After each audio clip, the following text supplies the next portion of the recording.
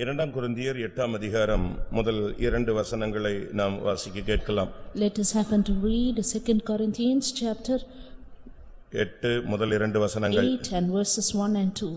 அன்றியும் சகோதரரே, மக்கதோனியா நாட்டு சபைகளுக்கு தேவன் அளித்த கிருபையை உங்களுக்கு அறிவிக்கிறோம். அவர்கள் மிகுந்த உபத்திரவத்தினாலே சோதிக்கப்படுகையில் கொடிய தரித்திரமுடையவர்களாயிருந்தும் தங்கள் பரிபூர்ண சந்தோஷத்தினாலே மிகுந்த உதாரத்துவமாய் கொடுத்தார்கள். கர்த்தருடைய பரிசுத்த நாமத்துக்கு மகிமை உண்டாவதாக. Glory be to God's holy name. இங்கே ஒரு சபைக்கு எழுதும் பொழுது மற்றொரு சபையினுடைய ஒரு தெய்வீக தன்மையை Pavul சுட்டிக்காட்டுகிறார். Here writing to one church, St. Paul points out the divine nature of another church. கொரிந்தியர் சபைக்கு மக்கதோனியா சபையினுடைய மேன்மையை அவர் எடுத்து காட்டுகிறதை நாம் பார்க்கிறோம். Here we see as to how St. Paul magnifies the grace of God in the church at Macedonia to the church at Corinth. வேதத்திலே நாம் பலவிதமான சபைகளை பார்க்க முடியும். In the word of God we see of various churches. வெளிப்படுத்தலிலே 7 சபைகளுக்கு தூது அனுப்பப்படுகிறதை நாம் பார்க்க முடியும். We see the messages sent to 7 churches in Revelation. பழைய ஏற்பாட்டிலே தேவனுடைய ஜனங்கள் கூடி வருகிறதை சபை என்று வேதத்திலே அழைக்கப்பட்டிருக்கிறது. And gathering of the people of God in the Old Testament time is considered as the congregation. ஆனால் புதிய ஏற்பாட்டில் அப்படி அல்ல. While in the New Testament time not like that. ஆவிக்குரிய தேவனுடைய ஜனங்கள் கிறிஸ்துவின் சரீரமாகிய அந்த சபையில இணைக்கப்பட்ட ஜனங்கள் மாத்திரமே சபை ஜனங்கள் என்று அழைக்கப்படுகிறார்கள். Only the spiritual people of God who are knit with the church are called the church members. ஆனால் இன்றைக்கு நாம் பூமியிலே பார்க்கும் பொழுது பலதரப்பட்ட சபைகள், பல கூட்டங்கள், சபைகள் என்று அவர்கள் பெயர்களை வைத்து அழைக்கிறார்கள். Today we happen to see various fellowships, various Christian gatherings which they call a church. நாம் அதை குறித்து நாம் இப்பொழுது சிந்திக்க போகிறது இல்லை. We are not going to think about ourselves. இந்த மக்கதோனியா சபையினுடைய ஒரு தெய்வீக தன்மையை நாம் கற்றுக்கொள்ள வேண்டியது அவசியம். But we need to learn about the divinity which is in the church of Macedonia. ஒவ்வொரு சபையும் ஒவ்வொரு விதங்களிலே ஆவிக்குரிய தன்மையிலே வளர்ச்சியை கண்டிருந்தது. Every church had its own spiritual growth. ஆனால் இங்கே நாம் பார்க்கும் பொழுது இந்த சபையினுடைய தன்மை மிகவும் விலையேறப்பெற்றது. While about this church its attribute is something precious. ஒரு சபை என்று சொல்லும் பொழுது அதில் ஊழியன் உண்டு, அதில் ஒரு விசுவாசிகள் கூட்டங்கள் உண்டு. When we call about a church, you have a group of servants of God and believers. அந்த சபையில் இருந்த ஊழியர்கள் எப்படி இருந்தார்கள்? How were the servants of God in that church? அந்த சபையில் உள்ள விசுவாசிகள் எப்படி இருந்தார்கள்? And how were the believers of that church? அவருடைய வாழ்க்கை தரம் எப்படி இருந்தது? How was the standard of their life? அவருடைய ஆவிக்குரிய தரம் எப்படி இருந்தது? And how was the spiritual maturity or standard? ஆரம்ப காலங்களிலே சபையினுடைய நிலவரத்தை நாம் பார்க்கும் பொழுது, When we look at the state of the church in the early days, சர்ச்சில் ஒரு ஆளை கர்த்தர் சேர்த்தால்னா ஒரு தெய்வீகத்தன்மை வந்த பிறகுதான் அவங்கள சபையிலே கர்த்தர் சேர்த்தார். The Lord added people to the church only after they attain a divine state. அப்போஸ்தலர் 2ஆம் அதிகாரம் கடைசி 47ஆம் வசனத்தை நாம் பார்க்கும் பொழுது, Acts 2 the last verse was 47. ரட்சிக்கப்படுகிறவர்களை கர்த்தர் சபையிலே அனுதினம் சேர்த்துக் கொண்டு வருகிறார். The Lord added to the church daily such as should be saved. சபையிலே சேர்க்கப்படுகிற ஜனங்கள் அவர்கள் ரட்சிக்கப்படுகிறவர்கள். The people added to the church should be saved. அப்படிப்பட்ட ஜனங்களை மாத்திரம்தான் கர்த்தர் சபையிலே சேர்த்துக் கொண்டு வந்தார். Only such people were added by the Lord to the church. ரட்சிப்பு என்பது நாம் இயேசுவை ஏற்றுக்கொள்ளும் பொழுது நமக்கு கிடைக்கிற ஒரு starting stage. Salvation is a starting stage we receive when we accept God. ஆனால் இந்த ரட்சிப்பில் பல அனுபவங்கள் உண்டு. கடைசியாக ஒரு ரட்சிப்பு இருக்கிறது. While there are various steps for the salvation and a final salvation too. அதை குறித்து வேதத்திலே நாம் பார்க்கும் பொழுது கடைசி ரட்சிப்பாகிய ஆத்தும ரட்சிப்பு. About that we read in the word of God the last salvation which is the salvation of our soul. கர்த்தருடைய பரிசுத்த நாமத்துக்கு மகிமை உண்டாவதாக. Glory be to the holy name of God. அப்ப நாம் சபையிலே சேர்க்கப்படும் பொழுது ரட்சிக்கப்படுகிறவர்களாக, ரட்சிக்கப்பட்டவர்களாக, ரட்சிப்புக்கு ஏதுவான ஒரு வாழ்க்கை உள்ளவர்களாக நாம் செயல்பட வேண்டியது அவசியம். Therefore when we are added to the church we need to act as the ones who are saved with the experiences of salvation in us. எபிரேயர் 12ஆம் அதிகாரம் 23ஆம் வசனத்திலே இந்த சபையை குறித்து இன்னொரு வார்த்தை சொல்லப்பட்டிருக்கிறது. In Hebrews chapter 12 and verse 23 another word is quoted about the church. அங்கே என்ன சொல்லப்பட்டிருக்கிறது? What is it said there? பரலோகத்தில் பேர் எழுதியிருக்கிற முதற் பேரானவர்களின் சர்வ சங்கமாகிய சபை. It is written here the general assembly and the church of the firstborn which are written in heaven. சபை என்று சொல்லும் பொழுது பரலோகத்துல போய் சேர்க்கிற ஜனங்களுடைய நிலவரம் என்னன்னு சொல்லியிருக்குன்னா முதற்பேரானவர்களின் சர்வ சங்கமாகிய சபை. About the church, about the people who are to be gathered in heaven, it is written church of the firstborn which are written in heaven. ஒரு சர்ச்சுக்குள்ள ஒருத்தர் வர்றாருன்னா அவர் ரட்சிக்கப்பட்டவனா இருக்கணும். இரண்டாவது அவன் முதற்பேரானவர்களின் கூட்டத்திலே இணைக்கப்படணும். If a man should come to the church, he should be first of all saved, nextly be listed in the group of firstborn. அதனால தான் எபேசியர் 5:27 கரை திரை பிழை முதலானவைகள் ஒன்றுமில்லாமல் மகிமையான சபைக்காக அவர் தன்னை ஒப்புக்கொடுத்தார் என்று சொல்லப்பட்டிருக்கிறது. That is why it is written in Ephesians 5:27 that he may present it to himself a glorious church, not having spot or wrinkle or any such thing. ஆரம்பகால சபைகள் எப்படி இருந்தது? How were the church in the early days? இன்றைய சபைகளுடைய நிலவரங்கள் என்ன? While the state of the church in the present day. அப்போஸ்தலர் 9:31 பார்க்கும் பொழுது, When we happen to read Acts 19 and 31, அப்போஸ்தலர் 9:31, Acts 9:31. அப்பொழுது யூதேயா கலிலேயா சமாரியா நாடுகளிலெங்கும் சபைகள் சமாதானம் பெற்று பக்தி விருத்தியடைந்து கர்த்தருக்கு பயப்படுகிற பயத்தோடும் பரிசுத்த ஆவியின் ஆறுதலோடும் நடந்து பெருகின.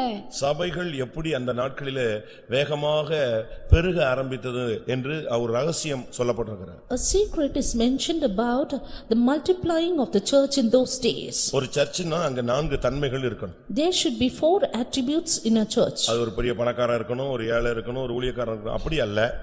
Not with the difference a poor, rich and servant of God. சபைகள்ல முதலாவது சமாதானம் இருக்கணும். But first of all, there should be peace prevailing in the church. அப்பதான் அந்த சர்ச் growth ஆகுதுன்னு அர்த்தம். Only then the church is growing. அங்க கடந்த சண்டையும் குழப்பங்களும் வாக்குவாதங்களும் முறுமுறுப்புகளும் சர்ச்சுக்குள்ள இருந்துச்சுன்னு சொன்னா அந்த சபைகள் பெருகாது. அது ஒரு ஸ்டாக்னட் தேங்கி போன நிலவரத்துல கிடக்கும். If there are divisions and quarrel and arguments in the church will remain in a stagnant state. தண்ணீர் ஓடுனா அது நதி, தேங்கினால் அதுக்கு பெயர் சாக்கடை.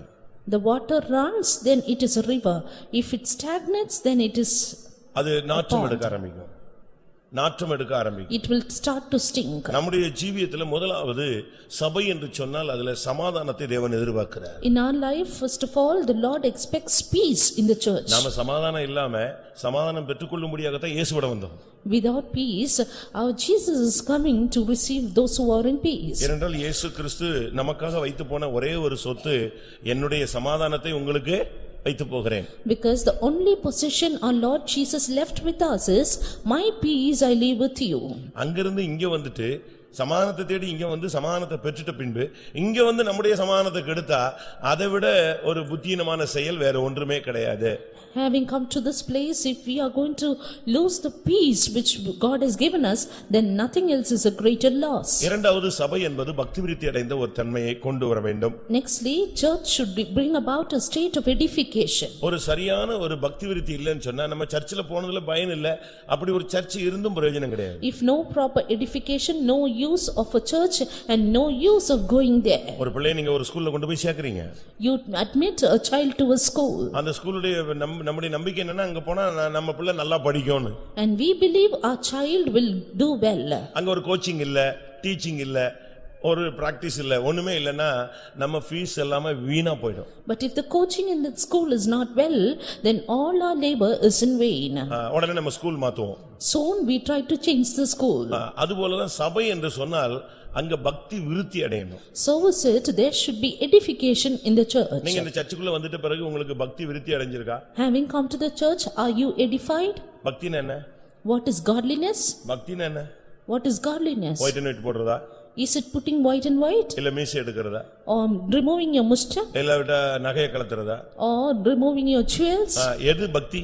What is godliness? யாக்கோபு 1:27 பாத்தீங்கன்னா James 1:27 பக்தியை பத்தி ஒரு வார்த்தை சொல்லப்பட்டிருக்கிறது. It is written about godliness. திக்கற்ற பிள்ளைகளும் விதவைகளும் படுகிற உபத்திரவத்திலே அவர்களை விசாரிக்கிறதும் உலகத்தால் கரைப்படாதபடிக்கு தன்னை காத்துக் கொள்கிறதுமே பிதாவாகிய தேவனுக்கு முன்பாக மாசில்லாத சுத்தமான பக்தியாயிருக்கிறது. பக்தியினுடைய pure godlinessங்கிறது அங்கதான் சொல்லியிருக்கு. And the pure godliness, the standard is mentioned here. அதாவது பக்தி, ஆனா அங்க சொல்லி இருக்கிறது பிதாவாகிய தேவனுக்கு முன்பாக மாசில்லாத சுத்தமான பக்தினா அது என்னது? உலகத்தால் கரைபடாதபடி தன்னை காத்துக் கொள்ளுகிறதும் ஏழைகள் படுகிற உபத்திரவத்தில் அவர்களுக்கு உதவி செய்வதுமே பக்தி. It is said about a pure religion and undefiled before God and Father is to visit the fatherless and widows in their affliction. மற்றவைகள் அனைத்தும் பக்தியினுடைய வேஷங்கள், இல்லாவிட்டா பக்தியினுடைய டெக்கரேஷன்.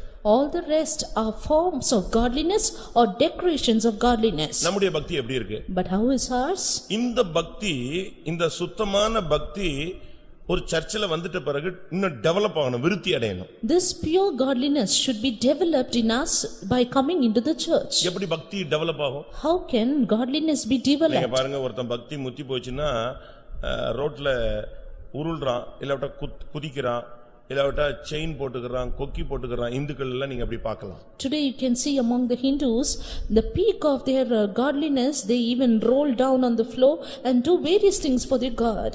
நம்முடைய பக்தி எப்படி விருத்தி அடைகிறது? But how will our godliness Bible edify? சொல்லுகிற விருத்திங்கிறது அன்போ பக்தி விருத்தியை உண்டாக்கும். The edification in the Bible is love edifies. அன்பு இல்லட்டா அந்த இடத்துல நீங்க உங்களுடைய பக்தி டெவலப் ஆகாது. No love, then godliness cannot be developed. அன்பு இல்லன்னா ஒருவன் தேவனை அறியான். If a man has no love, he knows not God. நம்முடைய அன்பு எப்படிப்பட்டது? But how is our love? 1 கொரிந்தியர் 8:1 இந்த வார்த்தை சொல்லப்பட்டிருக்கிறது. 1 Corinthians 8:1 says about this word. அன்போ பக்தி விருத்தியை உண்டாக்கும். Is love edifies. அப்ப சர்ச்சுக்குள்ள வந்துட்ட பிறகு நாம் தேவன் மேலும் மற்றவர்கள் மேலும் நமக்கு ஒரு உண்மையான தெய்வீக அன்பு தேவை. Therefore, after coming to the church, we need a true, a genuine divine love towards God and others. பழைய ஏற்பாட்டில 10 கட்டளை. 10 commandments in the Old Testament. அது புதிய ஏற்பாட்டில 2 கட்டளையாக சுருக்கி கொடுக்கப்படுகிறது. ராஜரீக பிரமாணம் என்று அழைக்கப்படுகிறது. Classified as 2 in the New Testament, which is called as the royal law. பழைய ஏற்பாட்டில நீங்க பாத்தீங்கன்னா அதை செய்யாதிருப்பாயாக, இதை செய்யாதிருப்பாயாக, அப்படி ஒரு 10 லிஸ்ட் நமக்கு தெரியும். In the Old Testament, we know about the 10 commandments, which is listed as don't do this and that. ஆனா அது அப்படியே சுருக்கி ரெண்டா சொல்றாரு புதிய ஏற்பாட்டில. But that is mentioned as 2 being summarized in the New Testament. முழு இருதயத்தோடு, முழு ஆத்துமாவோடு, முழு மனதோடு, முழு சிந்தையோடும் உன் தேவனாகிய கர்த்தரிடத்தில் அன்பு கூறுவாயாக. இரண்டாவது, உன்னை நேசிக்கிறது போல நீ பிறனை நேசிப்பாயாக. Thou shalt love the Lord thy God with all thy heart and with all thy mind and soul. And second is, thou shalt love thy neighbor as thyself. ஒரு ஆர்சி ஸ்கூல்ல மேல மோட்டோ எழுதி போட்டிருந்தாங்க. There was a motto written in an RC school. பரனை நேசி, பிறனை நேசி. Love God, love neighbors. ரொம்ப சிம்பிளா அந்த ரெண்டையுமே இவன் இன்னும் டேப்லெட் மாதிரி சுருக்கிட்டான். Yes, they even summarized those 2 commandments into such a small thing. பரனை நேசி, கரெக்ட். பிறனை நேசி. Love God and love your neighbor. இந்த மார்க்கத்துக்குள்ள வந்துட்ட பிறகு ஆண்டவரை அதிகமா நேசிக்கணும், மற்றவங்களையும் அதே கிறிஸ்துவுக்குள்ளான அன்புல நேசிக்கணும். After coming into this religion, we need to love God much and even other Christians like ourselves. அப்படி இருந்தாதான் இந்த சபை பக்தி விருத்தி அடையும், நீங்கள் பக்தி விருத்தி அடைவீர்கள். Only then can this church be edified and you too be edified. மூன்றாவது சொல்லி இருக்கிறது கர்த்தருக்கு பயப்படுகிற பயம். Thirdly, it is said about the fear of God. அதுதான் ரொம்ப முக்கியமானது. That is very important. இது நம்ம சொல்லி கொடுத்து ஒருத்தனுக்கு வராது. And this cannot be done because we teach them. கர்த்தருக்கு பயப்படுகிற பயத்தை ஒருத்தன் போதிச்சு ஒருத்தனுக்கு கிடைக்காது. A man cannot teach a man about the fear of the Lord and he get it. ஒருவேளை ஒரு பிள்ளை நீங்க அடிச்சு உட்கார வைக்கலாம், நீங்க போன உடனே வெந்திச்சிடுவான். You may beat a child and ask him to sit down. When you leave, he may get up. கர்த்தருக்கு பயப்படுகிற பயம்ங்கிறது அபிஷேகத்தினுடைய ஒரு portion. But fear of the Lord is a portion of the lesson of anointing. அபிஷேகம் சரியா இருந்தா கர்த்தருக்கு பயப்படுகிற பயம் தானா வரும். If the anointing is in us in a right way, then fear of the Lord will be automatic in our lives. ஏசாயா 11:2. Isaiah 11:2. ஞானத்தையும் உணர்வையும் அருளும் ஆவியும், ஆலோசனையும் பலனையும் அருளும் ஆவியும், அறிவையும் கர்த்தருக்கு பயப்படுகிற பயத்தையும் அருளும் ஆவியுமாகிய கர்த்தருடைய ஆவியானவர் அவர் மேல் தங்கி இருப்பார். அப்ப கர்த்தருக்கு பயப்படுகிற பயம் என்பது அபிஷேகத்தினுடைய ஒரு பிரதிபலிப்பு. Therefore, fear of the Lord is only a reflection of the anointing. அந்த அபிஷேகம் நமக்குள்ள இருக்கும்போது நம்ம ஆட்டோமேட்டிக்கா கர்த்தருக்கு பயப்படுகிற ஒரு மனிதர்களாக மாறுவோம். When that anointing is within us, we will become people who automatically fear God. இப்ப நம்ம சப்ஜெக்ட்டுக்கு வருவோம். Now let us come to our subject. 2 கொரிந்தியர் 8:2 பார்க்கும் பொழுது 2 Corinthians 8:2. இந்த மேசிடோனியன் சர்ச், அதாவது மக்கதோனியா சபை, முதலாம் வசனத்துல அந்த சபைக்கு ஒரு விலையேறப்பெற்ற கிருபையை கர்த்தர் கொடுத்திருந்தார். As to this church at Macedonia, the Lord has given him them precious grace. தேவன் அளித்த கிருபை. Grace of God. அந்த சபைக்கு தேவன் அருமையான அழகான நிறைவான ஒரு கிருபையை கொடுத்திருந்தார். Yes, to that church the Lord had given or bestowed the grace of God in all its fullness. ஒரு மனிதனுக்கு திறமை இருக்கலாம், ஆனா கிருபை இல்லைன்னா அந்த திறமை ஒர்க் அவுட் ஆகாது. A man may have ability, but without grace it cannot be worked out. நீங்க பாருங்க, ஊழியத்துல கூட ரொம்ப கிருபை திறமை உள்ளவங்க இருக்காங்க. Even in the ministry you can see much capable people. ரொம்ப டேலண்டா எல்லாமே ஒர்க் பண்ணுவாங்க. They may be highly talented. திருப்பி கொஞ்ச நேரத்துல பாத்தீங்கன்னா அவங்க இருக்க மாட்டாங்க. But sometimes after few days they will be no more. ஐயோ என்ன அருமையான இருந்தாங்க போயிட்டாங்கன்னா அவங்களுக்கு கிருபை திறமை இருந்துச்சு, அதுல என்ன இல்லாம போயிடுச்சு, கிருபை இல்லாம போயிடுச்சு. And we may wonder as to why they could not stand up.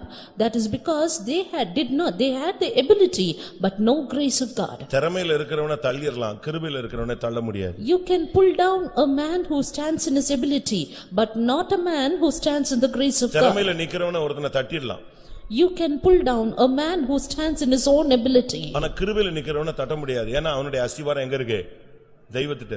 But that cannot be done with a man who stands in the grace of God because his foundation is upon God. அதனால தான் பழைய ஏற்பாட்டில் தீர்க்கதரிசனத்துல ஒரு வசனம் உண்டு, அவனுடைய திறமையுள்ள வாலிபர்கள் எல்லாம் கொலைக்களத்துக்கு போய் இறங்குகிறார்கள். That is why there is a prophetical word in the Old Testament which says all his able youths are getting down to the valley of slaughter. திறமையுள்ள வாலிபர்கள் ஆனா இப்போ வேற வழியே இல்லாம கொலைக்களத்துக்கு போய்கிட்டு இருக்காங்க. They are able young men but now no other way they land up to the valley of slaughter. அப்படி ஒரு வசனம் பழைய ஏற்பாட்டில் தீர்க்கதரிசன புத்தகத்துல உண்டு. There is a word like that in the prophetical book in the Old Testament. என்ன திறமை இருந்தும் கொலைக்களத்துக்கு போயிட்டா என்ன பிரயோஜனம்னு நீங்க யோசிக்கிறீங்க? Just you think what is the use of going to the threshing floor of slaughter, whatever your ability may be. நாம கொலைக்களத்துக்கு போயிட்ட பிறகு நமக்கு இருந்து என்ன பிரயோஜனம்? After going to that place, what is the use of us being alive? அப்படி ஒரு வசனம் பழைய ஏற்பாட்டிலே இருக்கிறது. There's that verse in the Old Testament. அப்படி அந்த தேவனுடைய பிள்ளைகள் கொலைக்களத்துக்கு போனா அவனுடைய திறமை அவனுக்கு உதவி செய்யலங்கிறதை நம்ம விளங்கிக் கொள்ளலாம். A child of God, if he goes to that slaughter land, then his ability cannot help him. இன்னைக்கு अनेகர் அப்படி போய் கொண்டிருக்கிறார்கள். Today many people are going like that. அதனால தான் கிருபையில நிலைநிறுங்கள் என்று சொல்கிறோம். That is why we say abide in the grace of God. இங்கே நாம் பார்க்கும் பொழுது அந்த சபைக்கு அளிக்கப்பட்ட கிருபை விலையேற பெற்றது. Here we see about the grace that is bestowed upon the church. It is precious. அந்த கிருபை எப்படிப்பட்டது? What kind of grace is it? நமக்கு எல்லாருக்குமே கொஞ்சம் கொஞ்சம் கிருபை இருக்கு. All of us have little kind of grace. ஆனா இந்த கிருபையை வச்சு நம்ம ஒரு சிலர் எல்லாம் பாத்தீங்கன்னா இந்த வண்டியில டீசல் போடுவாங்க, இல்ல பெட்ரோல் போடுவாங்க, 50 ரூபாய்க்கு போடுவாங்க, 30 ரூபாய்க்கு போடுவாங்க, 15 ரூபாய்க்கு போடுவாங்க. அது என்ன செய்யும்? அது அந்த லிமிட்டுக்கு போயிட்டு திருப்பி நின்னுக்கும், திருப்பி எங்கேயாவது தள்ளிக்கிட்டே வருவான் ரோட்ல, பாத்துக்கிட்டு இருக்கலாம். You can see some people fueling their motorbike or their four-wheeler only to a little extent, and finally they will have to walk all the way after it gets finished. இப்படிதான் இன்னைக்கு அநேகர் இந்த கூட்டத்துக்கு வர்றது, கொஞ்சம் ஜெபிக்கிறது, ஒரு அபிஷேகங்கிறது, நல்ல அபிஷேகம் கிடைச்சின்னு போயிடுவோம். அது ஒரு வீட்டுக்கு போய் சேர்றதுக்குள்ள எவனாவது குறுக்க வண்டியில வந்துருவான், அவனை பிடிச்சி ஏசி அந்த கிருபை ரோட்லயே போயிடும். That is how you see some people getting filled in the anointing only a little way in the church, and when they go back to home, on the way they drop the grace of God, scolding at some other ones who come crossing their way. எலும்பி போகும்போது யாராவது உன் கையை மீச்சிட்டானாலே அந்த கிருபை டப்புன்னு டென்ஷன்ல பட்டுன்னு போயிடும். Or somebody holds in your hand while getting up from the church, you get angry, you lose the grace of God. அப்ப நம்ம இத வச்சு என்ன பண்ண முடியும்? Then what can we do with this? அதனால தான் வேதம் சொல்லுகிறது உங்களுக்கு அளிக்கப்பட்ட கிருபை விசேஷித்த கிருபையா இருக்கணும். That is why the word of God says special grace be granted upon you. 2 கொரிந்தியர் 9 அதிகாரம் 14 வசனம். 2 Corinthians 9 and verse 14. உங்களுக்காக வேண்டுதல் செய்து தேவன் உங்களுக்கு அளித்த மிகவும் விசேஷித்த கிருபை நிமித்தம் உங்கள் மேல் வாஞ்சையாயிருக்கிறார்கள். என்ன கிருபை அது? What grace is that? விசேஷித்த கிருபை. Exceeding grace of God. மிகவும் விசேஷித்த கிருபை. Exceedingly exclusive grace இந்த of God. மிகவும் விசேஷித்த கிருபையை வச்சு தான் இந்த சர்ச் நிக்க முடியும். It is with this exceeding grace of God the church can stand. கிருபையை ஓரளவு வச்சுக்கிட்டு நம்ம ஒண்ணுமே பண்ண முடியாது. With a little measure of God's grace we cannot do anything. அதனால தான் நீங்க ஒவ்வொரு நாளும் கிருபையை வாங்குங்கன்னு சொல்றோம். That is why we tell you to get the grace of God every day. உனக்கு 4 to 5 ஜெபத்துல நீங்க எங்கேயாவது ஒரு இடத்துல முழங்கால்ல இருந்தீங்க அப்படின்னு சொன்னா உங்களுக்கு கிருபை கிடைக்கும். If you are on your knees in prayer in 4 to 5 a.m., then you will get grace of God. அது புதிய கிருபையா கிடைக்கும். That will be a grace afresh. ஒருவேளை நீங்க 5 to 6 ஜெபிக்கலாம். Or you may pray 5 to 6. அப்போ உனக்கு இரக்கம் கிடைக்கும். Then you get the mercy of God. 6 to 7 கூட நீங்க லேட்டா தூங்கிட்டு மெல்ல எழும்பி ஜெபிக்கலாம். உனக்கு ஒருவேளை தயவு கிடைக்கும். Then you get to sleep and go up at 6 to 7 for prayer, you get the favor of God. இல்ல நான் 7 மணிக்கு முன்னால எழும்புனதே கிடையாது. ஆனா 7 to 8 ஜெபிக்கிறேன் அப்படினா உனக்கு ஒரு கார் கிடைக்கும், ஒரு வீடு கிடைக்கும், ஒரு மனைவி கிடைப்பா, 2 பிள்ளைகள் கிடைக்கும், இதெல்லாம் கிடைக்கும். ஆனா கிருபை கிடைக்கணும்னா டைம் இதுதான். காலைதோறும் கர்த்தருடைய கிருபைகள் புதிதா இருக்கு. அந்த டைம் அதுதான். அதுக்கு பிறகு நீ ஜெபிச்சா கிடைக்காதுன்னு இல்ல, கிடைக்கும். கிருபை கிடைக்காது, மத்த எல்லாமே கிடைக்கும். Yes, you may get the grace, you will get the grace of God early in the morning, says the word of God. After that you may not get the grace of God, but every other favor of God and his blessings. ஏனென்றால் மன்னா பொழியறத வெயில் ஏறதுக்கு முன்னால என்ன செய்யணும்? பொறுக்கி எடுத்துறணும். Because you will have to gather the manna even before the sun rises. இல்லனா அது என்ன செய்யும்? உருக ஆரம்பிக்கும். Or else then it will start to melt. அதுக்கு பிறகு கிடைக்காது. And then you would not get it. ஆனா நீ என்ன செய்யலாம்? ஏற்கனவே பொறுக்கி வச்சிருக்காங்க இல்லையா, அவங்க கிட்ட வேணா போய் ஷேர் பண்ணிக்கலாம். அதே மாதிரி தான் மனைவி ஜெபத்துல புருஷன் நிக்கிறான், புருஷன் ஜெபத்துல மனைவி நிக்கிறா. இதுதான் உண்மை. And that is why today people stand in the prayer of others. They try to share the manna which is gathered by other people. புரியுதா உங்களுக்கு? பையன் புருஷன் எழும்பலங்க, மன்னா பொறுக்க வரல, இல்ல மனைவி வரல, இல்ல பிள்ளை வரல. இந்த தாய் என்ன செய்வா? இல்ல இந்த புருஷன் என்ன செய்வான்? அவன் பொறுக்கி எடுத்து கொண்டு வந்ததுல என்ன செஞ்சாகணும்? இவங்க சாப்பிடணுங்கும் போது அவங்க கொஞ்சம் கொடுத்தாகணும், இவங்க அதை வச்சு எடுக்கணும். இப்படி யாரோ ஒரு ஆள் எழும்பி ஸ்தோத்திரம் பண்றதுல அநேகருக்கு டீசல் போட்ட கேஸ் மாதிரி வண்டி ஓடுது. When the child or the husband or the wife doesn't come for the prayer and the other one who has the grace of God shares it with the other one, our vehicle runs. சரி, புருஷனும் மனைவி எழும்பல, அந்த வீட்டுல 4 மணி ஜெபமே நடக்கல, செத்து போன மாதிரி கிடக்குது. ஆனாலும் காலையில எழும்பி நல்லா போறானே, இங்க ஒரு ஃபெய்த்தம்ல இருந்து டீசல் போடுறாங்க, இங்க மண்ணாவை எடுத்து வைக்கிறாங்க. ஆண்டவரே எங்க விசுவாசில அங்க இருக்கான் இங்க இருக்கான்னு இவங்க ஜெபம் பண்றாங்க பாருங்க. இதுல இருந்து ஒரு ஷேர்ல வண்டி காலையில தெம்பா ஓடும். And you can see many people, they are in a dead state without their prayer at all, but their vehicle runs smooth because of the prayer in the faith home. நான் சொல்றது உண்மைன்னு சொல்றேங்க, ஒத்துக்கிறவங்க கையை வைத்து அல்லேலூயா சொல்லுங்க. அப்ப பாதி பேர் நீங்க எழும்பலன்னு அர்த்தம். பாதி பேர் எழும்பி என்ன செய்யல? கிருபைய வாங்கல, யாரோட எதையாவது வாங்கிட்டு பாக்கெட்ல போட்டு நம்ம மேனேஜ் பண்றோம் life. Half of you are trying to manage our lives by the grace of God which is bestowed upon others. ஆனா கொரிந்தியர் சபைக்கு ஆரம்ப காலங்களிலே மிகவும் விசேஷித்த ஒரு கிருபை அவர்களுக்கு கிடைத்தது. But exceeding grace of God was showered upon the church at Corinth. ஆனா எஸ்றா 9:8ல சொல்லி இருக்கிறது, எங்களுக்கு கொஞ்ச நேரம் தான் கிருபை கிடைச்சதுன்னு சொல்றாங்க பழைய ஏற்பாட்டு ஜனங்கள். But in Ezra 9:8 the Old Testament people says we get the grace of God only for a little time. வாசிங்க எஸ்றா 9:8. இப்பொழுதும் எங்கள் தேவனாகிய கர்த்தர் எங்களிலே தப்பின சிலரை மீதியாக வைக்கவும் தம்முடைய பரிசுத்த ஸ்தலத்தில் எங்களுக்கு ஒரு குச்சை கொடுக்கவும், இப்படியே எங்கள் தேவன் எங்கள் கண்களை பிரகாசிப்பித்து எங்கள் அடிமைத்தனத்திலே எங்களுக்கு கொஞ்சம் உயிர் கொடுக்கவும் அவராலே கொஞ்ச நேரமாவது கிருபை கிடைத்தது. அவராலே என்ன கிடைச்சது? எவ்வளவு நேரம் கிடைச்சது? எவ்வளவு நேரம்? கொஞ்ச நேரம் கிருபை கிடைச்சது. அதை வச்சு எப்படியோ கிருபையில வந்துகிட்டு இருக்காங்க. They somehow try to run in the grace of God by receiving a little space grace from God. இதை நாம் விளங்கிக் கொள்ளணும். இந்த நாட்கள்ல கொஞ்ச நேரம் கிருபையை வச்சுலாம் நிக்க முடியாது. புதிய ஏற்பாட்டுல ஒரு செகண்ட் கிடைச்சா போதும், உன்னைய கொன்றுவான், இல்லாட்ட தூக்கி எறிஞ்சிருவான். But you have to understand well, in the New Testament time we cannot run with a little space grace because the devil will try to attack us in a little amount of time. ஏதாவது ஒரு chance கிடைச்சா போதும், உன்னைய அவன் தள்ளிடுவான். He waits for some little chance to put you down. அதனாலதான் நமக்கு கொஞ்ச நேர கிருபையை வச்சுலாம் ஒண்ணுமே பண்ண முடியாது.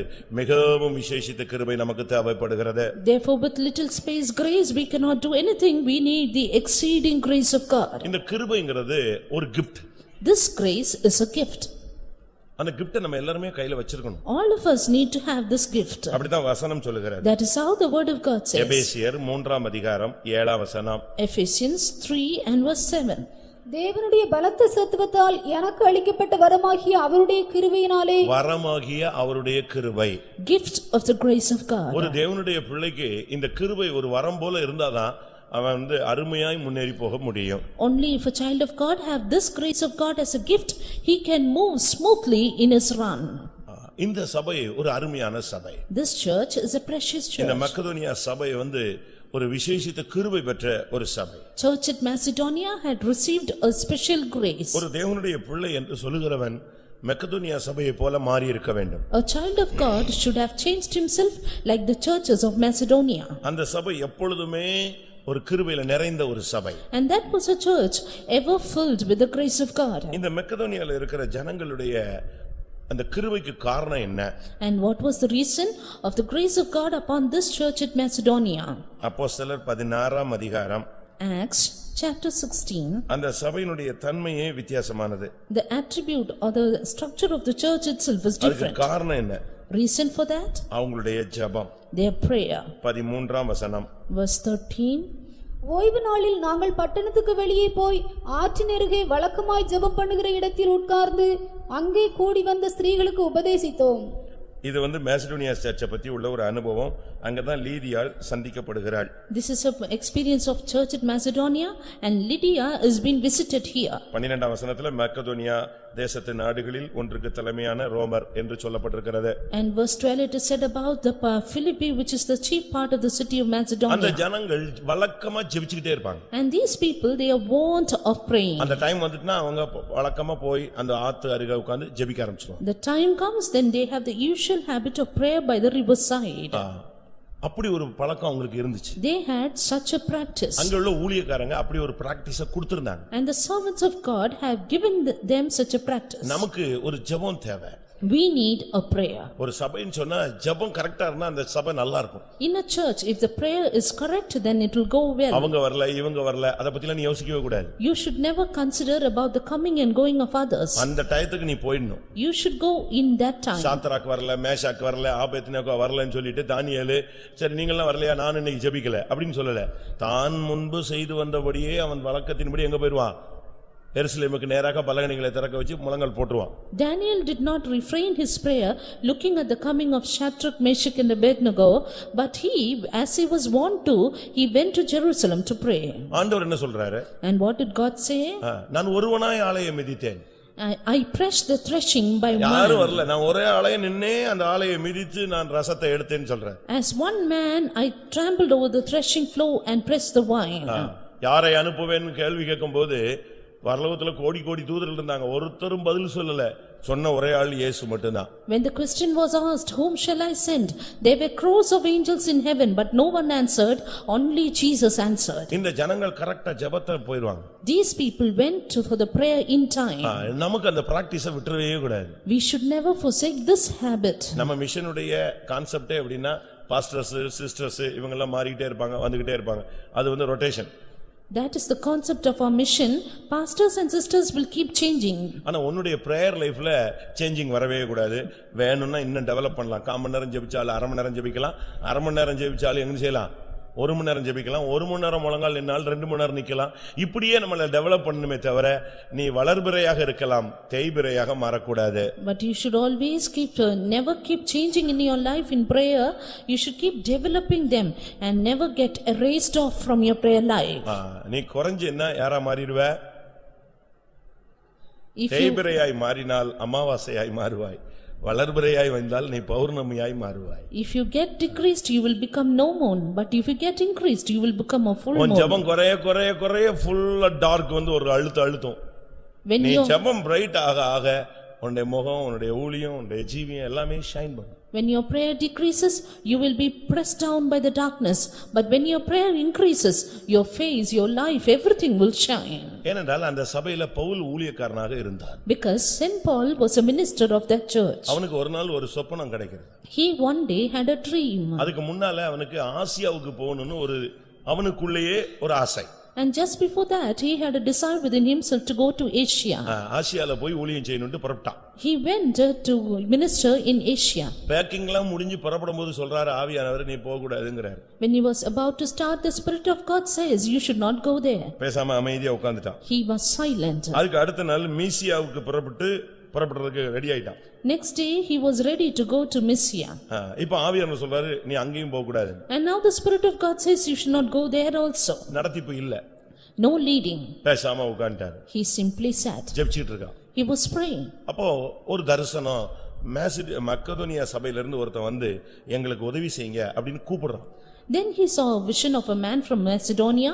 He calling out unto him saying, "Come and help us." அப்போஸ்தலர் 16, 6, 7, 8, 9 இந்த வசனங்கள் இருக்கிறது. Acts of the Apostles chapter 16 verses 6 through 9 we see about that. ஆண்டவருக்கு மக்கதோனியா சபையை குறித்து ஒரு தரிசனம். அங்க பவுல் போணுங்கிறது அவருடைய திட்டம்.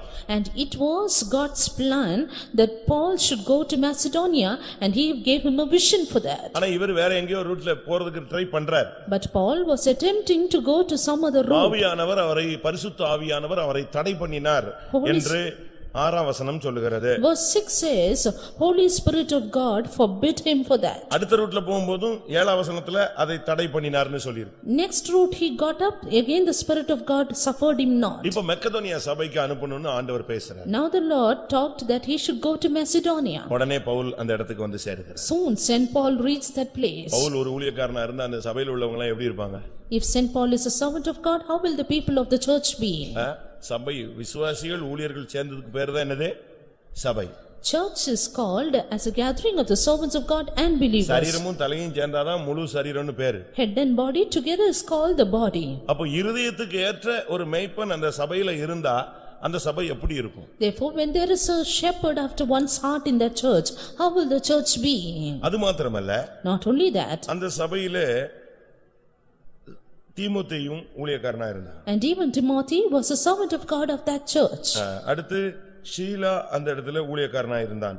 And not only that, Silas was a servant of God. இவங்க எல்லாமே அந்த நாட்களிலே ஊழியத்திலே அந்த சபையோடு இணைந்தவர்கள். All these people were knit together in the ministry of the church. அப்படிதான் பைபிள் சொல்லுகிறது. That's how the word of God says. அப்போஸ்தலர் 18:5. Acts 18:5. மக்கதோனியாவிலிருந்து சீலாவும் தீமோத்தேயும் வந்தபோது மக்கதோனியாவிலிருந்து யார் வரா?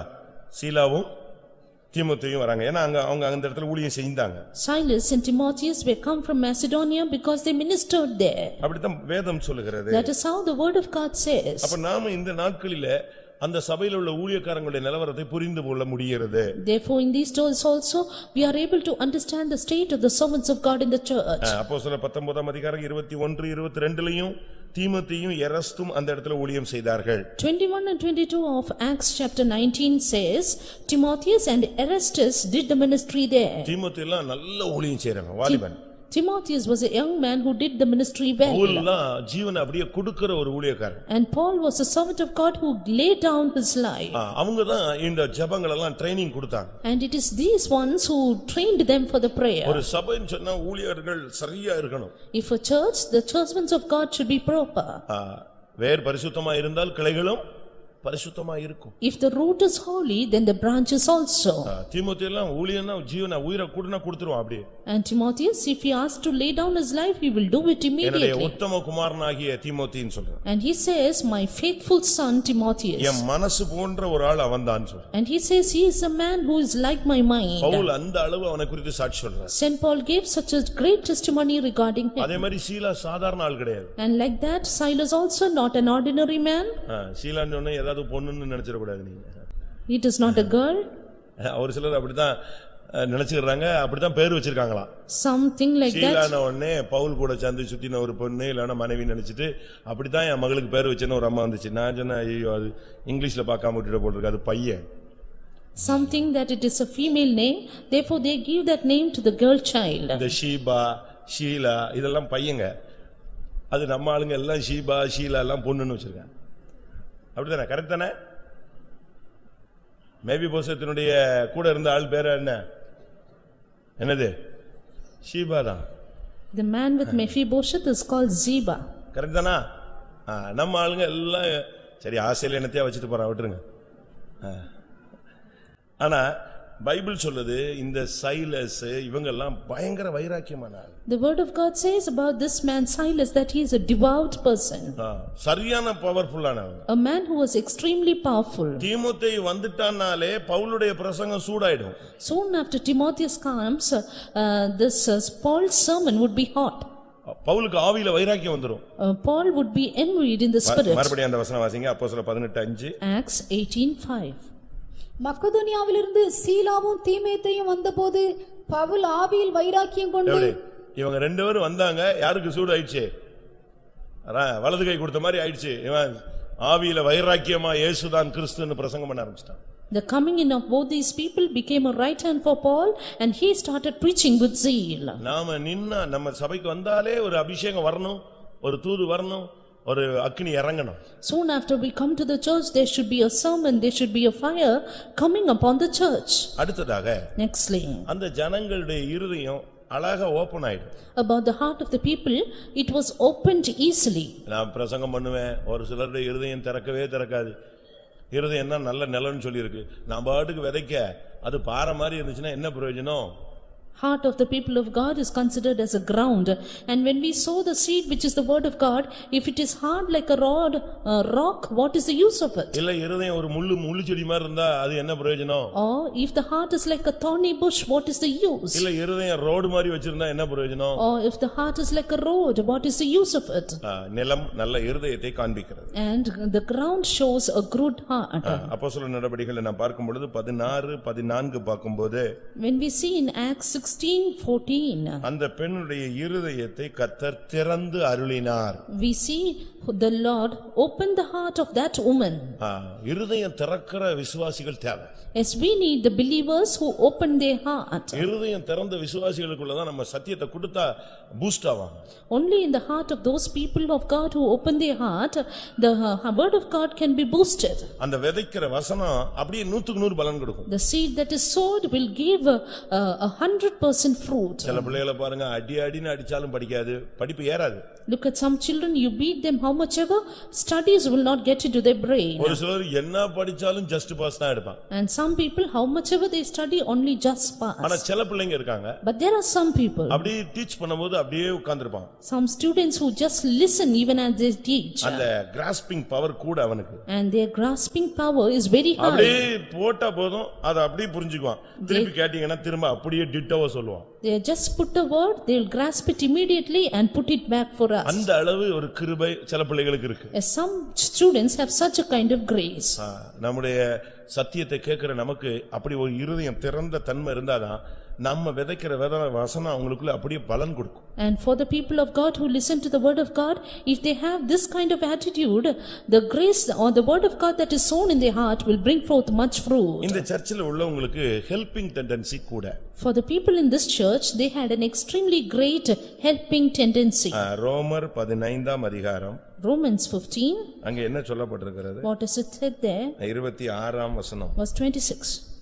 மக்கதோனியாவிலும் அகாயாவிலும் உள்ளவர்கள் எருசலேமில் உள்ள பரிசுத்தவான்களுக்குள்ளே இருக்கிற தரித்திரத்திற்காக சில பொருள் சகாயம் செய்ய விருப்பம் கொண்டிருக்கிறார்கள். மக்கதோனியால இருக்கிறவங்களுக்கு மத்தவங்களுக்கு உதவி செய்யணும்ங்கற மைண்ட் எப்பவுமே இருக்கும். For this people at Macedonia, they had the mind to help others always. பொருள் சகாயம் செய்ய அவர்கள் விருப்பம் கொண்டிருக்கிறார்கள். And they had the intention of contribution. ஒரு தேவனுடைய பிள்ளை என்று சொல்லுகிறவன் எப்பொழுதுமே ஒரு helping hospitality mindல தான் இருக்கணும் அவன். A child of God should always have a mind of hospitality. எத்தனை பேருக்கு அப்படி உதவி செய்யக்கூடிய அந்த மனசு இருக்கும்? How many of us have that helping tendency? மத்தவங்க நமக்கு உதவி செய்யணும்னு நம்ம எதிர்பார்க்கிறோம். We should not help others to help us. ஆனா நாம எத்தனை பேருக்கு உதவி செய்றோம்? But how many of us are helping others? Bible என்ன சொல்லுது? What is the word of God நீ saying? எப்படி என்ன விதைக்கிறையோ அதை தான் என்ன செய்ய முடியும்? நீ அறுக்க முடியும். That which you sow, that you reap. நீங்க உதவி செஞ்சீங்கன்னா உங்களுக்கு உதவி கிடைக்கும். If you help others, you will receive help. நீ ஒருத்தனை தூக்கி விட்டேன்னா கர்த்தர் ஒரு ஆளை வச்சு உன்னைய தூக்கி விடுவார். If you are lifting up one, then God will lift you up other day. நீ உனக்கு ஒருத்தனுக்கு பண உதவி கொடுத்தீனா உன்னுடைய பண தேவைகளுக்கு இன்னொரு கர்த்தர் கொண்டு வந்து நிறுத்துவார். If you render another financial help, God will send another person to help you in time. நமக்கு எத்தனை பேருக்கு அந்த மைண்ட் இருக்கு? How many of us have that mind? கொடுக்கிற மைண்ட் எத்தனை பேருக்கு? The mind of giving to others. ஏழைகளை எப்பொழுதுமே உன் மைண்ட்ல வச்சிருக்கணும். Yes, you should have the poor always in your mind. நீங்க என்ன நினைக்கிறீங்க? நம்ம தசமபாகம் கொடுத்துட்டோம். தசமபாகம் நான் இப்ப பிரசங்கம் பண்ணிட்டு வரேன் எல்லா இடத்துலயும். தசமபாகம் உன்னுடைய கடமை. Tithes is your duty. உதவி என்பது உன்னுடைய கடன். எது முக்கியம்? Tithes is your duty, and what is important? திரும்பவும் சொல்றேன். Again, தசமபாகம் என்பது ஒரு விசுவாசி கொடுக்க வேண்டிய கடமை. tithes is the duty of a believer. ஆனா உதவி செய்வது என்பது அவன் கொடுக்க வேண்டிய ஒரு கடன். While help is a duty or a debt that he has to give. எது முக்கியம் இப்போ? What is important? சம்பளம் வாங்கினவொடனே எங்க ஓடுறீங்க? Soon after you receive the salary, where do you run? ஓடவே வேண்டாம், அவன் ஆபீஸ் வாசல்ல வந்து நின்றுவான், கடன் கொடுங்க. The debtors, they come and stand at the step of the office to give the money. இல்லனா ஓன்ட்ட இருந்து ஏடிஎம் கார்டை வாங்கிட்டு போய்டுவான். Or else he comes and snatches it from you. அவன் எடுத்துட்டு காசு எடுத்துட்டு மிச்சத்தை கொடுத்துட்டு போவான். He takes it and gives you the remaining. அப்ப நமக்கு இது ஒரு கடன். Therefore it is a ரோமர் debt for us. 15:27 அடுத்த வசனம். Romans 15:27. இப்படி செய்வது நல்லதென்று எண்ணினார்கள், இப்படி செய்கிறதற்கு அவர்கள் கடனாளிகளாகவும் இருக்கிறார்கள். And it is said here, it hath pleased him verily, and they are debtors they are. அதனால நல்லா கவனிச்சுக்கங்க, நீங்க அது ஒரு கடன், உதவி செய்வது ஒரு கடன். அந்த கடன் அடைச்சாதான் உனக்கு பரலோக ராஜ்யம். Therefore listen well, helping others is a debt to you. Only if you finish this debt you can go to heaven. அதுக்காக ரோட்ல கிடக்குறவனுக்கு போய் உதவி செய்யறது இல்ல. உங்க வீட்ல ஒரு அம்மா கிடக்குதே, அந்த அம்மாக்கு ஃபர்ஸ்ட் உதவி செய். Therefore doesn't mean you have to help the others in the road. First help those people who come to your house. ஒரு சிலர் ஃபைத்தம்ல வந்தா எச்சி பிளேட்லாம் கழுவுவாங்க, வீட்டுக்கு போனா ஒண்ணுமே செய்ய மாட்டான், அப்படி நிமிர்ந்தே போயிட்டே இருப்பான். அதுவும் தப்பு. Some people wash the vessels in the faith home. When they go to home they don't do anything. Even that's wrong. அதாவது இவன் என்ன நினைக்கிறான்னா, இங்க கழுவுனா பரலோகத்துக்கு போயிடலான்னு, அங்க கழுவலன்னா நீ எங்கே நேர நரகத்துக்குள்ள போய்கிட்டு இருப்ப. They think when you wash it here you can go straight to heaven, but you have to notice this, that you don't do it at your home, you go straight to hell. பக்கத்து வீட்டுக்காரங்களை ரொம்ப நேசிப்பாங்க, பக்கத்து வீட்டுல உள்ளவங்களை ரொம்ப மரியாதை கொடுப்பாங்க, எல்லாருக்கும் help, ஓடி ஓடி போய் வேலை செய்வான். வீட்டுல இருந்து அம்மா ஒரு தண்ணி எடுத்து கொடுடான்னு கேட்பாங்க, ஒரு டம்ளர் தண்ணி, அவ்வளவுதான் இவனுக்கு அப்படியே சீறிடுவான். அப்ப இது நீ மற்றவனை ப்ளீஸ் பண்றதுக்கு தான் எதையோ செய்யற, கடமையை நீ செய்யலன்னு. They love their neighbors so much, but they do nothing in their family. Therefore they do this all to please others and not their duty. உதவி செய்யுங்கள்.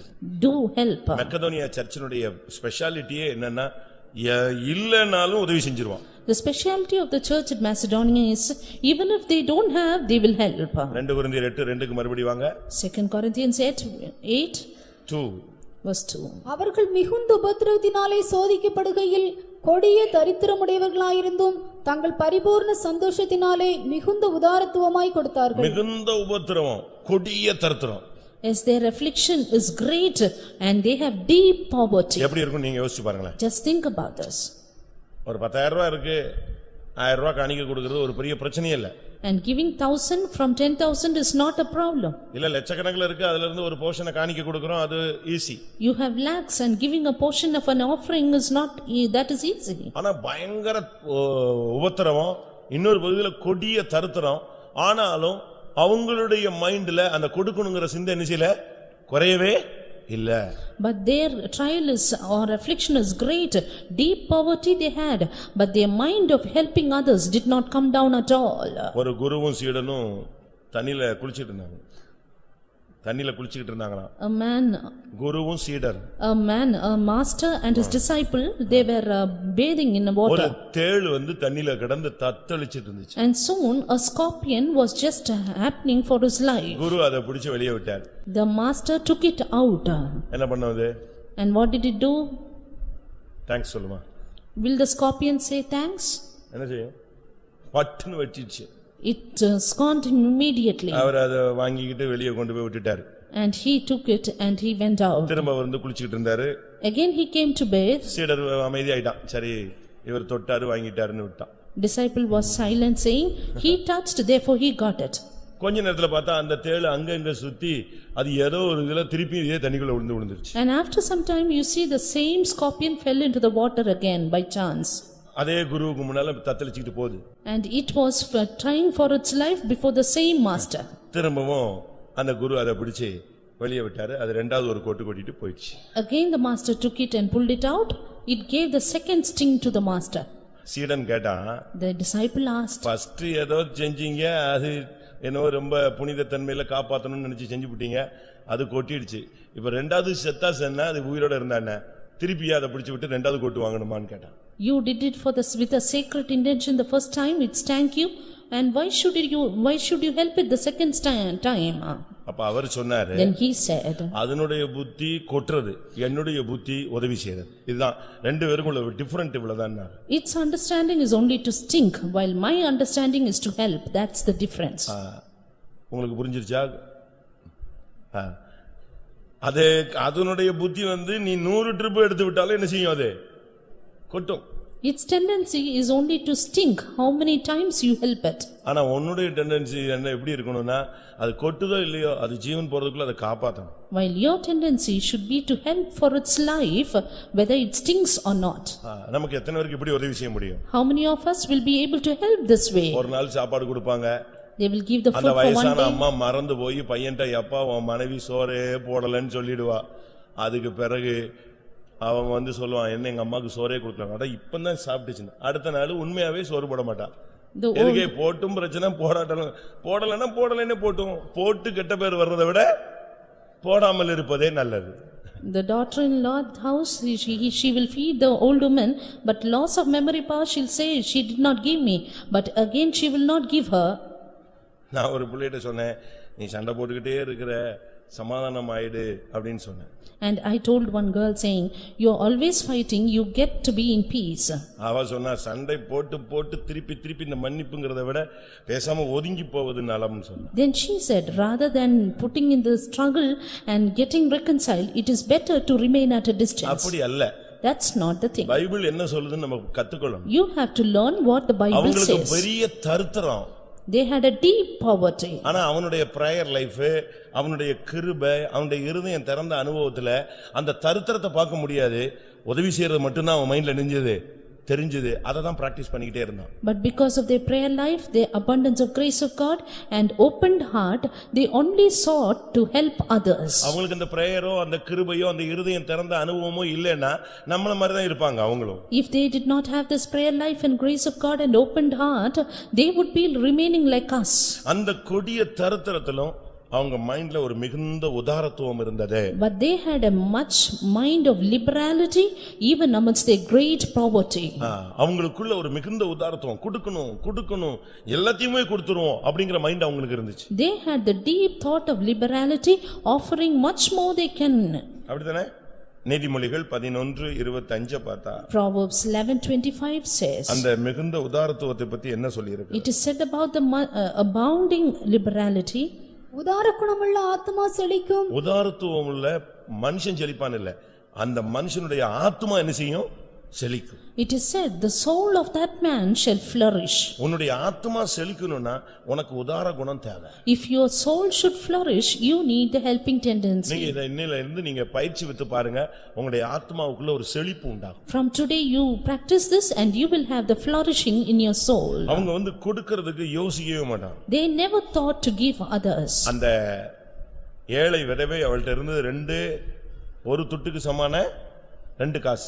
The poor woman had just 2 mites, which is of 1 farthing. நான் சமீபத்துல ஒரு லோக்கல்ல பிரசங்கத்துக்கு போயிருந்தேன். Recently I went for a sermon in a local. N car உள்ள போகும்போது ஒரு பிச்சைக்கார சகோதரி, ஒரு வயசான தாய் உள்ள போகுது.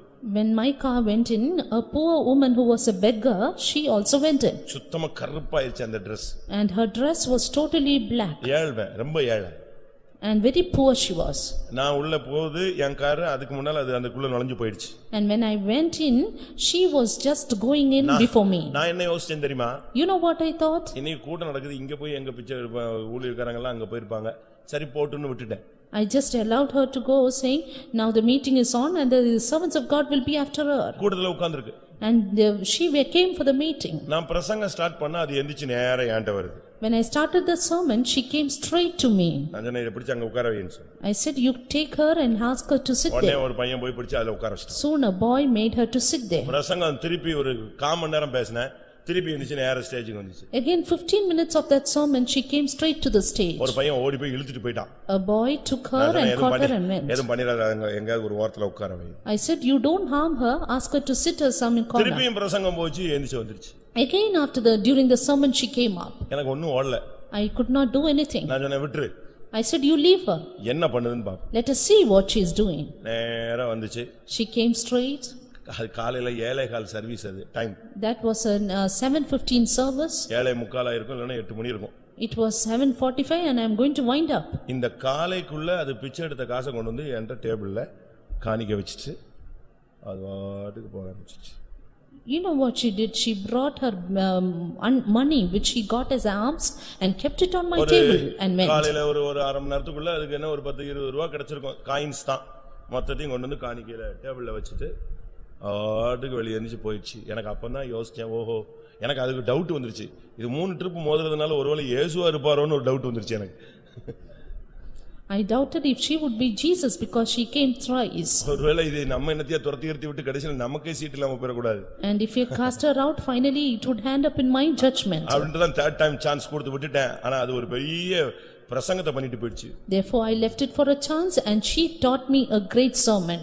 நான் சொன்னேன், Then I said, இன்னைக்கு இருக்கிறதுல எத்தனை பேர் தசமபாகம் எடுத்து வந்தீங்கன்னு தெரியாது. I don't know நீ how many. சம்பாத்தியத்துல தசமபாகம் கொடுக்கற அந்த தாய் பிச்சை எடுத்தத அப்படியே நெஞ்சிருச்சு, போட்டு போயிடுச்சு.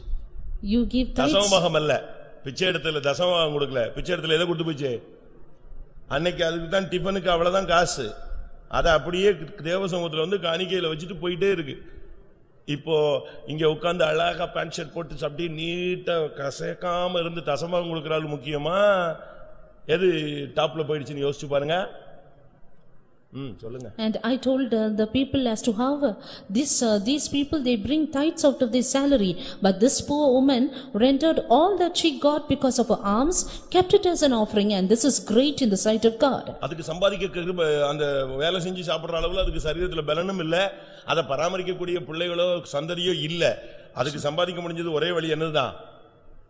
பிச்சை எடுப்பதுதான். அதுல நம்மால் கூட அதுல தசமபாகம் தான் கொடுப்பான். ஆனா இந்த தாய் அதை அப்படியே போட்டு போயிட்டே இருக்கு. And this mother, she had no way of earning, no strength at all, no descendants, but still she put all that she had upon the table and went off. Macedonia சபை இதே மாதிரி சபை. And church at Macedonia was in a similar way. தரதரம், எது செஞ்சாலும் வாய்க்கல, business out, எல்லாமே போயிடுச்சு. ஆனாலும் இருக்கிறதுல எப்படியாவது மிகுந்த உதாரத்துவமா கொடுத்துறணும். ஏன்னா பிசினஸ் செழிக்கோ இல்லையோ, ஆத்மா என்ன செய்யணும்? செழிக்கணும். Deep poverty they were in, their business was in great loss, but still they gave abundantly, because whether their business prospers or not, their soul should flourish. அடுத்ததாக Nextly, 2 கொரிந்தியர் 8:5. 2 Corinthians 8:5. மேலும் நாங்கள் நினைத்தபடி மாத்திரம் கொடாமல் தேவனுடைய சித்தத்தினாலே முன்பு தங்களை தாமே கர்த்தருக்கும் பின்பு எங்களுக்கும் ஒப்பு கொடுத்தார்கள். அந்த சபையினுடைய ஜனங்கள் எப்படி இருந்தாங்க பாருங்க. முதலாவது கர்த்தருக்கும் பின்பு பரிசுத்தவான்களுக்கும் தங்களை ஒப்பு கொடுத்தார்கள். You look as to how the people of the church gave their own selves first to the Lord and then themselves by the will of God.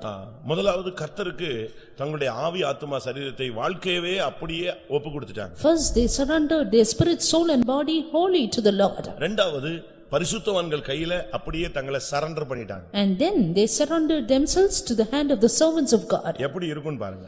Look as to how they were. தேவனுக்கும் பரிசுத்தவான்களுக்கும் உங்களை ஒப்பு கொடுக்கும் பொழுதுதான் உங்களுடைய வாழ்க்கையில ஒரு நிறைவு உண்டாகும். You will have a fullness in your life only when you yield yourselves to the Lord and the saints. பழைய ஆரம்பகால சபையில உள்ள ஜனங்கள்லாம் ஜீவனை கொடுக்கிற ஜனங்கள். The people in the early church will lay down their lives. ரோமர் 16 பார்க்கும் பொழுது, when we see in Romans chapter 16 24 வசனத்துல verse 24, அந்த ஜனங்கள் எப்படிப்பட்ட ஜனங்கள், what kind of people they were, 16:4 பார்க்கும் பொழுது verse 4 of 16, அவர்கள் என் பிராணனுக்காக தங்கள் கழுத்தை கொடுத்தவர்கள், அவர்களை பற்றி நான் மாத்திரமல்ல புறஜாதியாரில் உண்டான சபையார் அவர்கள் என் பிராணனுக்காக ஊழியர்களுக்காக எதை கொடுத்தாங்க? எதை கொடுத்தவர்கள்?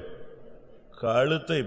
என்னுடைய பிராணனுக்காக தங்களுடைய கழுத்தையே கொடுத்துருவான். they lay down their own necks for my life. கலாத்தியர்ல 4 அதிகாரம் 14-15 பார்க்கும் பொழுது, again in Galatians 4:14 and 15, எனக்காக அவர்கள் கண்களை கூட பிடுங்கி கொடுக்க ரெடியா இருந்தாங்க. they were ready to give their own eyes, pluck their eyes for me. கர்த்தரை நேசித்தது மாதிரி பரிசுத்தவான்களை நேசித்தார். they loved the saints even as they loved the Lord. அவங்களுக்கு வாழ்க்கையில முக்கியத்துவம் கொடுத்தார்கள். and they gave that importance in their life. அதுதான் நம்முடைய வாழ்க்கையில கரெக்ட்டா நம்ம கொண்டு போகும். and that will take us right in our way. ஏனென்றால் தேவன் சபையை அப்படிதான் ஒரு கான்செப்ட்ல வச்சிருக்கிறார். because the Lord has kept the church in that concept. அந்த நடத்திப்புங்கற கண்ட்ரோல்ல தான் வச்சிருக்கிறார். it is totally under the control of leading. அத நாம் சரியான விதத்துல அவங்க தேவனோடும் பரிசுத்தவான்களோடு. and therefore first of all to the Lord and then to the saints we ought to be. உன்னுடைய வலது கை கர்த்தருடைய கையில பிடிச்சிருந்துச்சுனா இடது கை யார் பிடிச்சிருக்கணும்?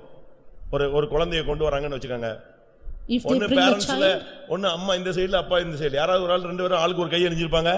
பிடிச்சிருப்பாங்க. And their parents, father and mother, will hold the hand of the child in either side. அதுபோல உன்னுடைய கையில ஒரு கையை பரிசுத்தவான்கள் பிடிச்சிருக்கணும், ஒரு கையை தேவன் பிடிச்சிருக்கணும். So அப்பதான் உனக்கு பிரச்சனையே கிடையாது. So is it even in your life?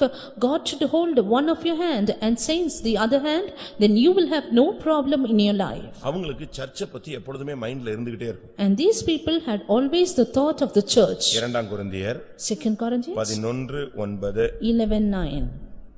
நான் உங்களோடு இருந்து குறைவுபட்ட போதும் ஒருவரையும் நான் வருத்தப்படுத்தவில்லை. மக்கதோனியாவிலிருந்து வந்த சகோதரர் என் குறைவை நிறைவாக்கினார்கள். மக்கதோனியாவுல அந்த சர்ச் பாருங்க, அவங்க எப்படி ட்ரைனிங் கொடுத்து வச்சிருக்காங்க பாருங்க. See how they trained the church at Macedonia. இப்ப பாருங்க, ஒரு பெரிய இயற்கை அழிவு வந்துருச்சுன்னு சொன்னா இந்த ஃபயர் சர்வீஸ் ஆளுங்களை வச்சு ரெஸ்கியூ பார்ட்டியை வச்சு ஒண்ணுமே பண்ண முடியாது. If there is a great vast destruction, you can do nothing with the fire service personnel. இவங்க ரெஸ்கியூமாங்க, ஆனா இவங்களால ஒரு லிமிட்டுக்கு மேல என்ன செய்ய முடியாது, ஒண்ணுமே பண்ண முடியாது. இதுக்குன்னே கமாண்டர்ஸ் தனியா வச்சிருக்காங்க கவர்மெண்ட்ல. Because these fire service personnel, they call themselves a rescue team, but they can do nothing beyond the limit. Therefore the government has the commandos for this. அதுபோல ஆரம்ப காலங்களிலே சபைகளில் தேக்க நிலைகள் வந்த பொழுது, குறைவுகள் வந்தபோது மத்த சர்ச்சு ஹெல்ப் பண்றதோ இல்லையோ, மக்கதோனியாவில் இருக்கிற ஒரு பிரதர் வந்துட்டான், ஒரு விசுவாசி வந்துட்டான்னா உடனே என்ன ஆயிடும், அந்த குறைவு என்ன செய்யும், நிறைவாக்கப்பட்டு விடும். It is in like way, if there is a lacking in any of the early churches, if a brother comes from Macedonia, then all their lacking will be fulfilled. மக்கதோனியாவிலிருந்து வந்த சகோதரர் என் குறைவை நிறைவாக்கினார்கள். And the brethren which came from Macedonia supplied my lacking. இதுதான் அந்த சர்ச்சினுடைய பெரிய தன்மை. This is the speciality of that church. நம்முடைய சபையினுடைய நிலவரம் எப்படி? What is the state of our church? நம்முடைய நிலவரம் எப்படி? What is our state? நம்மில் எத்தனை பேருக்கு அந்த விசேஷித்த கிருபை இருக்கிறது? How many of us have that special grace? எத்தனை பேர் ஜெபிக்கிறவர்களாய் மாறி இருக்கிறோம்? How many of us are the prayerful ones? நம்மில் எத்தனை பேருடைய இருதயம் விசாலமாய் திறந்த இருதயமாக இருக்கிறது? How many of our hearts are broad and opened? நம்மில் எத்தனை பேருக்கு உதவி செய்யக்கூடிய அந்த மனப்பான்மை இருக்கிறது? How many of us have the helping tendency? அது கிறிஸ்துவினுடைய சுபாவம். This is the nature of Christ. அவர் தன்னுடைய ஜீவனை நமக்காக கொடுத்தார். He gave his life for our sake. இவ்வளவாய் உலகத்தில் பிதா அன்பு கூர்ந்தார், அவர் தன் ஜீவனை கொடுத்து இவ்வளவாய் நம்மில் அன்பு கூர்ந்தார். Father so loved the world, giving his own life for us. இவைகளுக்கு மத்தியில ரொம்ப சந்தோஷமா இருக்கிற ஜனங்க. Amidst all these, the people were very happy. நம்ம பாட்டு மட்டும் பாடுவோம். We sing the அத்திமரம் song. துளிர் விடாமல் போனாலும் நான் கர்த்தருக்குள் மகிழ்ச்சியா இருப்பேன். 15 ரூபாய் குறைஞ்சிருச்சுன்னா இவன் முகம் போற போக்கு பாத்தீங்கன்னா அது மகிழ்ச்சியா துக்கமா சோதனையான்னு கண்டுபிடிச்சிடலாம். We sing the song saying, though the fig tree shall not blossom, we will rejoice in the Lord. If there is a lack of 15 rupees, you look at the frown of our face. அவங்க பரிபூர்ண சந்தோஷத்தினால் மிகுந்த உதாரத்துவமாய் கொடுத்தார். But these people, they gave in all their liberality with wholeheartedness and joy. அவங்களுக்குள்ள இருந்த சந்தோஷம் நிறைவான சந்தோஷம். The joy in them was to the fullness. அவங்க துக்கப்படுறதே இல்ல. They were never sad. தேவன் அறியாம நடக்காது. Nothing will happen to தேவன் என்னை them. கொண்டு போறாரு. And God is taking me. தேவன் தான் என்னை கைட் பண்றாரு. God is guiding me. இந்த பாதை தேவன் அறியாம எனக்கு வரல. This path is not without the knowledge of God. அவரிடத்தில் அன்பு கூர்ந்தவர்களுக்கு சகலமும் நன்மைக்கேதுவாய் நடக்கிறது. All things work together for good to them that love God. அவனை துக்கப்படுத்தவே முடியாது. Yes, you cannot make them sad at ஏனென்றால் all. அவனுக்கு இருக்கிற சந்தோஷம் சாதாரணதல்ல, பரிபூர்ணமான நிறைவான சந்தோஷம். Because their joy was to the fullness and not ordinary. ஏனென்றால் முழுவதும் கர்த்தருக்கு ஒப்பு கொடுத்தவன். Because they had wholly surrendered themselves to the Lord. அவன் விழுந்தாலும் எழுந்தாலும் அவனுடைய எஜமான் அவனுக்கு உத்தரவாதம் பண்ணுவார். They rise up or fall, their master will be responsible. எல்லாரும் கண்களை மூடுவோம். Let's close our eyes. ஆண்டவருடைய சமூகத்திலே கர்த்தாவே, என்னை மக்கதோனியா சபையில் உள்ள ஒரு விசுவாசியாக, என்னை மக்கதோனியா சபையில் உள்ள ஒரு ஊழியனைப் போல என்னை உருவாக்கும். In the presence of God, Lord, form me and make me as a believer of Macedonia. எத்தனை பேருக்கு அப்படி ஒரு அனுபவம் தேவை? How many of us need that experience? முதலாவது கிருபையை வாங்குங்க. First of all, receive the grace of God. கிருபையை நீங்க நஷ்டப்படுத்திராதீங்க. Don't lose God's grace. கர்த்தர் கொடுத்த கிருபையை விருதாவாக்கி விடாதீங்க. Don't spend in vain the grace of God. ஆண்டவரே, எனக்கு ஒரு விசேஷித்த கிருபை தார். Lord, give me a special grace. ஆண்டவரே, நான் ஜெபிக்கிறவனா என்னை மாற்று. Lord, make me a prayerful person. என்னுடைய இருதயம் கல்லாயிரக்கூடாது, அடைச்சிரக்கூடாது. My heart should not be shut or closed. எனக்கு மற்றவங்களுக்கு உதவி செய்யறதுக்கு எனக்கு வாய்ப்புகளும் கிருபையும் சூழ்நிலை எனக்கு தாரும். Give me chances, graces and situations to help others. மற்றவருடைய குறைவை நிறைவாக்கக்கூடிய கிருபை தாரும். Grace to fulfill the lacking of others. நான் என்னை உமக்கும் பரிசுத்தவான்களுக்கும் ஒப்புக் கொடுக்கிறேன். Lord, I yield myself totally to you and to the என்னை saints. சமர்ப்பிக்கிறேன் என்று ஒரு 2 நிமிஷம் கண்களை மூடி முழங்கால் படியிட்டு சொல்லலாம். And let us close our eyes, be on our knees and say, I surrender, Lord. ஒரு 2 நிமிஷம் கர்த்தருடைய கரத்துல ஒப்புக் கொடுங்க. 2 minutes surrender in God's hand. தெய்வம் உங்களை அந்த சபை ஜனமாய் மாற்றட்டும். God will make you as a member of that church. அந்த சபைதான் பக்தி விருத்தி அடையும். And that church will be edified. அந்த சபைதான் சமாதானம் பெறும். That church will receive peace. அந்த சபையில் உள்ள ஜனங்களுக்கு கர்த்தருக்கு பயப்படுகிற பயம் உண்டாகும். The people of that church will have the fear of the Lord. அந்த சபை பரிசுத்த ஆவியின் ஆறுதலால் நடந்து பெருகும். And the church will be multiplied by the comfort of the Holy Ghost. கர்த்தாவே மக்கதோனியா சபைக்கு அளித்த கிருபையை எனக்கு தாரும். Lord, grant me the grace which came upon church in Macedonia. அந்த கிருபையினாலே நான் முன்னேறி உம்மிடத்தில் வந்து சேர வாஞ்சிக்கிறேன். Lord, I want to reach you, being forward in that grace.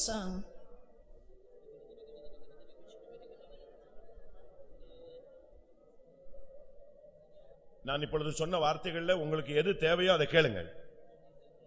சத்தமிட்டு கேளுங்க. உங்கள் இருதயத்தை திறந்து கேளுங்க. எது இல்லையோ அதை கேளுங்க. கேட்கிற எவனும் பெற்றுக்கொள்கிறான். உங்கள் சந்தோஷம் நிறைவா இருக்கும்படி நீங்கள் பெற்றுக்கொள்வீர்கள். கர்த்தாவே கொடுக்க கிருபை தாரும் ஆண்டவரே. சகாயம் செய்ய உதவி செய்ய கிருபை தாரும் ஆண்டவரே. எனக்கு அந்த விசேஷித்த கிருபை தாரும் ஆண்டவரே. கர்த்தருக்கும் பரிசுத்தவான்களுக்கும் ஒப்பு கொடுக்கிற அந்த கிருபை எனக்கு தாரும் ஆண்டவரே. சூழ்நிலைகள் மத்தியில பரிபூர்ண சந்தோஷத்தை நஷ்டப்படுத்தாமல் காத்துக்கொள்ள கிருபை தாரும் ஆண்டவரே.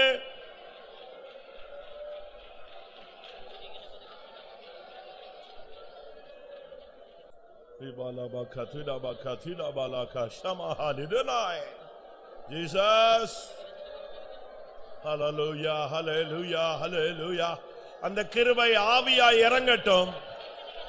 கிருபையின் ஆவி உன்னை நிரப்பட்டும். உன் கண்கள் கிருபை பொருந்தினதாய் மாறட்டும். உன் கைகள் கிருபையினால் நிரப்பப்படட்டும்.